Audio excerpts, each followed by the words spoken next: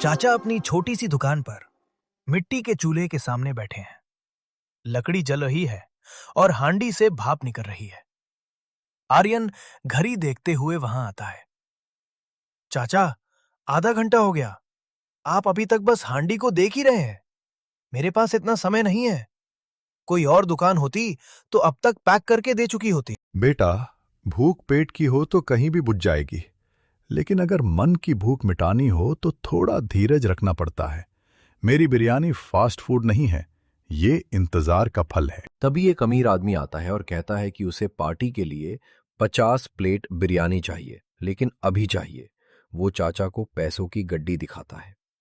अमीर आदमी: चाचा, ये लो 10,000 रुपए। मुझे अभी के अभी सारी बिरयानी दे दो, चाहे वो आधी पकी हो या कैसी भी, बस पैक कर दो। क्षमा कीजिए साहब, लेकिन मैं कच्चा अनाज नहीं बेचता। अभी इसमें दम लगना बाकी है। अगर मैंने आपको ये दे दी तो आपके मेहमानों का पेट खराब होगा और मेरी बरसों की साख इज्जत मिट्टी में मिल जाएगी। पागल बुढ़े, पैसों की कदर नहीं है तुझे। वह आदमी चला जाता है। आर्यन ये सब देख रहा होता है। चाचा, आपने इतने सारे पैसे टुकरा दिए सिर्फ इसलिए कि बिरयानी 10 मिनट कम पकी थी।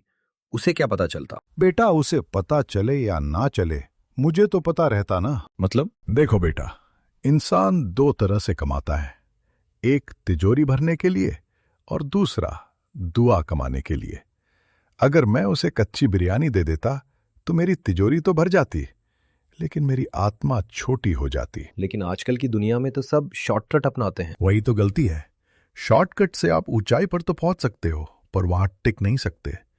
टिकने के लिए बुनियाद और मेहनत की जरूरत होती है। जैसे इस बिरयानी को जब तक धीमी आंच पर तपना नहीं मिलेगा, इसमें वो खुशबू नहीं आएगी। पूरे कमरे में लाजवाब खुशबू फैल जाती है। वो आर्यन को पहली प्लेट देते हैं। ये लो बेटा, खाकर देखो। पहला निवाला खाते ही वाह चाचा, अब समझ आया कि आपने उन पैसों को क्यों ठुकराया। इस स्वाद के आगे वो 10,000 रुपए कुछ भी नहीं है। ईमानदारी सबसे बड़ा धन है। चाहे कोई देख रहा हो या नहीं, अपने काम के प्रति सच्चे रहें। दिखावे की कमाई कुछ पल की होती है, लेकिन मेहनत की कमाई उम्र भर का सुकून देती है। धैर्य का महत्व। अच्छी चीजें समय लेती हैं। जीवन में जल्दबाजी के चक्कर में अपनी गुणवत्ता और अपने मूल्यों से कभी समझौता नहीं करना चाहिए।